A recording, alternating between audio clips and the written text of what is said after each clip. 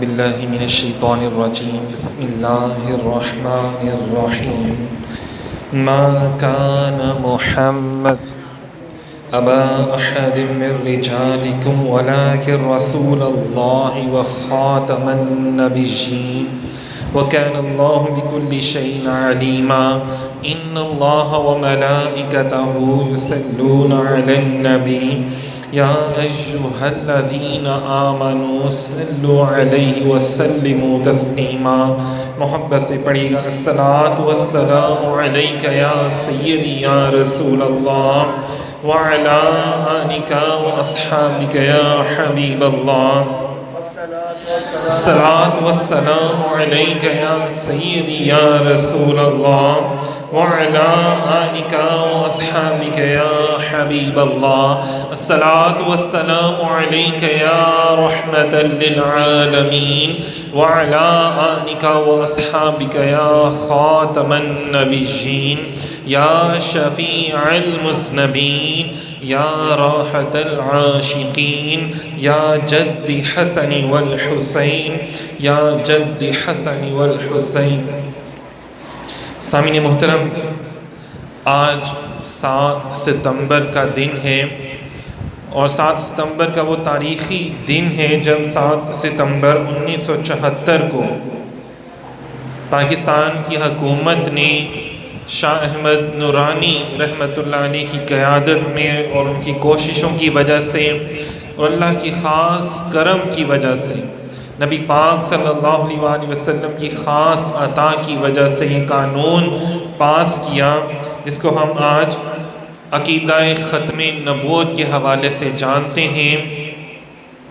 سامعین محترم، بہت سی باتیں ہیں جو کہ ہم سب کو معلوم ہونا بڑا ضروری ہے، تو اس لیے آج تھوڑا سا مختصر جو ہماری نئی نسل ہے، جو بچے ہیں، جو نوجوان ہیں، ان کو یہ بتانے کی ضرورت ہے کہ اگر آج ملک پاکستان میں جو ایک بدتمیزی، گستاخی اور بے ادبی کا جو ایک طوفان برپا ہوا ہے تو اس کو روکنے کے لیے قانون موجود ہے، اس کو روکنے کے لیے قانون موجود ہے، بس اس کے عمل درآمد کرنے کے لیے حضور کا عاشق ہونا ضروری ہے. حضور کا عاشق ہونا ضروری ہے. جو حضور کا عاشق نہیں ہوگا نا تو اس کو یہ قانون برا لگتا ہے، اور جو حضور کا عاشق ہوگا اس کو یہ قانون بہت ہی اچھا لگے گا.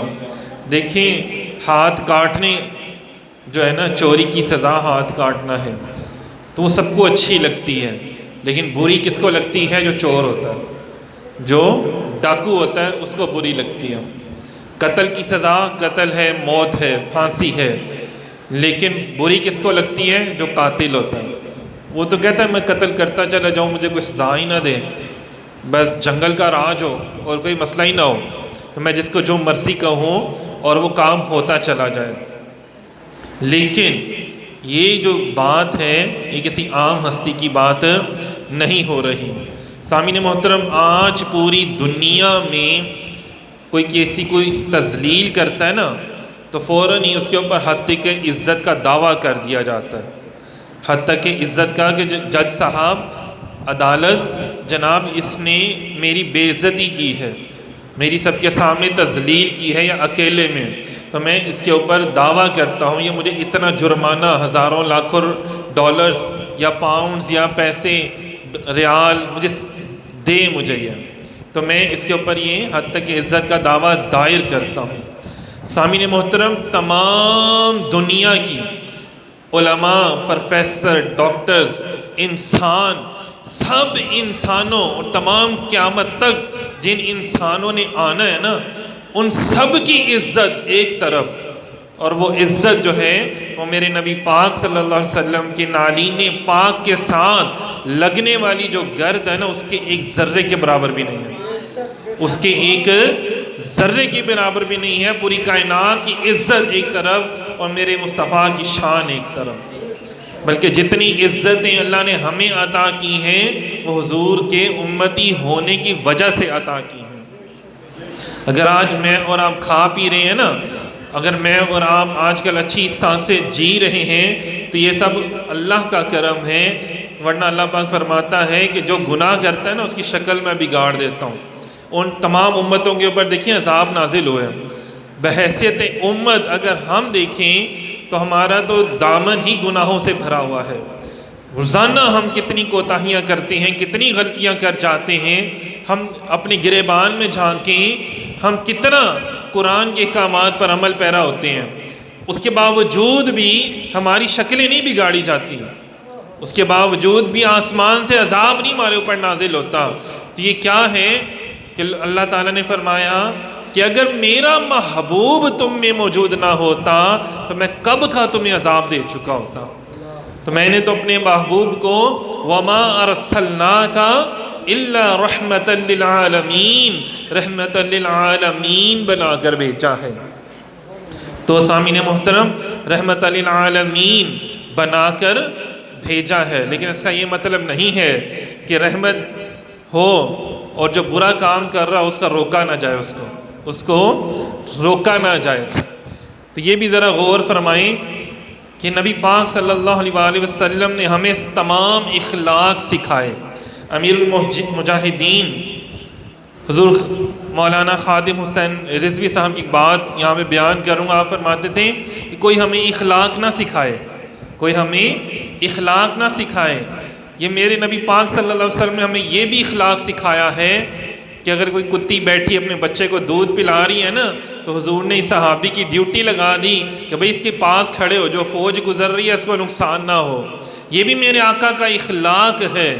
اور یہ بھی اخلاق ہے کہ جب حکم آ گیا تو غزوہ بدر بھی ہوئی، یہ بھی اخلاق ہے کہ غزوہ احد بھی ہوئی، یہ بھی اخلاق ہے میرے آقا کا غزوہ خندق بھی ہوئی۔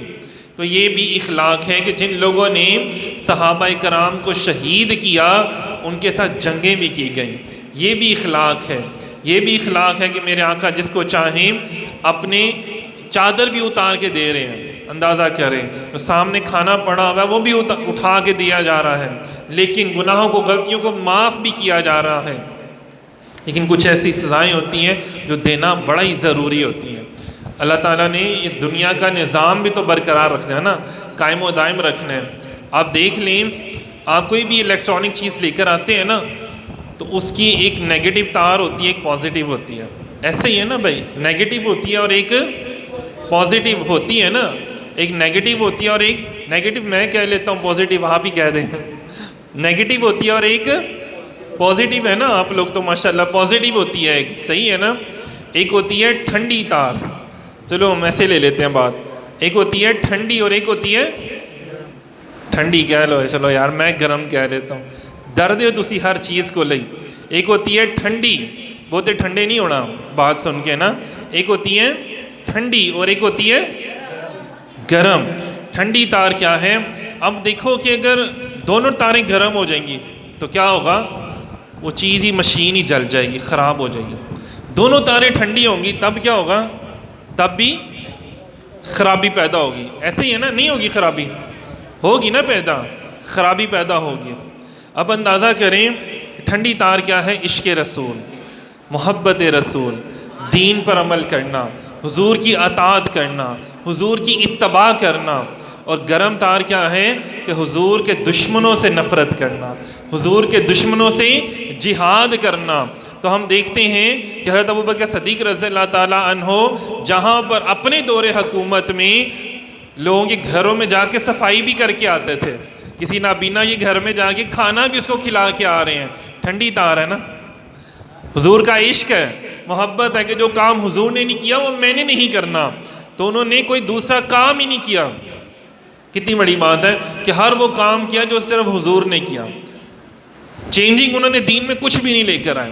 اور گرم تار کیا تھی کہ لوگوں نے کہا حضور حالات بڑے خراب ہیں، لوگوں نے کہا حضور حالات بڑے خراب ہیں، لوگ زکوٰۃ دینے کی انکاری ہو رہے ہیں، حضور جنگ پہ نہ کسی کو بھیجیں، بڑے لوگوں کی ضرورت ہے، حضور مہنگائی ہو رہی ہے۔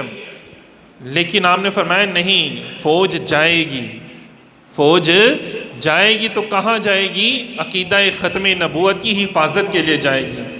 تو لوگوں نے دیکھا، دنیا نے دیکھا، سارے حالات ایک طرف ابو بکر صدیق رضی اللہ تعالیٰ عنہ کے لیے، لیکن عقیدہ ختم نبوت کی حفاظت ایک طرف، کہ اندازہ کریں کہ آپ نے مسلمہ کذاب سے لڑنے کے لیے تمام بدری صحابہ کو بھی کہا کہ آپ بھی جائیں. تمام صحابہ کرام کو حکم ہو رہا ہے کہ جناب سب نے جانا ہے لڑنے کے لیے، کیونکہ عقیدہ ختم نبوت کی بات آ گئی یہاں پر. تو مولا علی کائنات بھی جا رہے ہیں، حضرت عثمان غنی بھی جا رہے ہیں، ابو ہریرہ رضی اللہ تعالیٰ، بڑے بڑے جید صحابہ تمام تشریف لے گئے. یہ وہ جنگ تھی کہ جس میں صرف 700 حفاظ کرام جو تھے وہ شہید ہوئے، اور اتنی زیادہ شہادتیں ہوئیں، اتنی زیادہ دوسرے لوگ بھی مرے. جب نماز کا ٹائم ہوا نا تو صرف نماز پڑھنے کے لیے جماعت میں 10 سے 12 لوگ موجود تھے.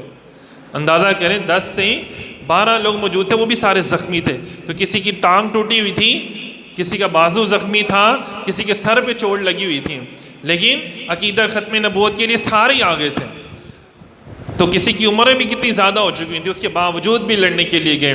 تو جہاں پہ ابو بکر کی ٹھنڈی تار کام کر رہی تھی، وہاں پہ گرم تار بھی کام کر رہی تھی. وہاں پہ اندازہ کریں ہماری کیا ہے، ٹھنڈی تاریں تو ہیں، گرم نہیں ہے کوئی بھی، اسی لیے تو ہمارے فیوز ہی اڑے پڑے ہیں. تو وہ دیکھیے نا، اس جنگ کے بعد پھر کیا ہوا، فتوحات آنا شروع ہو گئیں، مال غنیمت بھی آیا، فتوحات بھی آئیں. یہی وجہ تھی کہ حضرت عمر فاروق بھی حکومت کر سکے، حضرت عثمان غنی بھی حکومت کر سکے، مولا علی شیر خدا بھی حکومت کر سکے. اور اگر بعد از وصال فوراً ہی جھوٹے نبی آنا شروع ہو جاتے